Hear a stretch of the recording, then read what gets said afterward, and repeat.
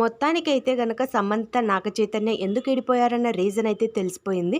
నాగచైతన్య శోభిత ధూళిపాల వారి పెళ్లి చాలా ఘనంగా అయితే జరిగింది అన్నపూర్ణ స్టూడియోస్లో.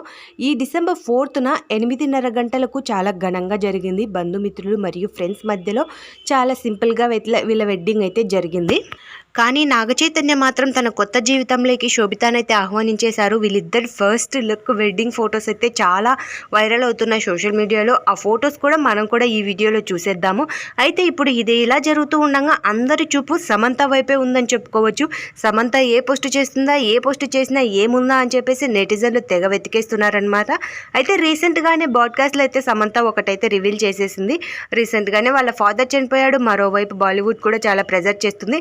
ఎంతకాలం అని ఇలా సింగిల్గానే ఉంటావు అని అడగ్గా నేను ఏదైతే అనుకున్నానో అది మొత్తానికి బయటకు వచ్చేసింది. నిజాలేంటో తెలియజేయడానికి నేను చాలా కష్టపడ్డాను. నా కష్టమంతా వృధా అయిపోయింది. ఇప్పుడైతే ఇలాగే వెయిట్ చేస్తాను. ఇంకా కొన్ని విషయాలు అవే తెలుస్తాయి అందరికీ అంటూ సమంత కామెంట్ చేసింది. Naga Chaitanya Sobhita Dhulipala first look photos మనం కూడా ఈ వీడియోలో చూసేద్దాం. ఈ వీడియో నచ్చింటే please like, share and subscribe చేయొచ్చు కదండి.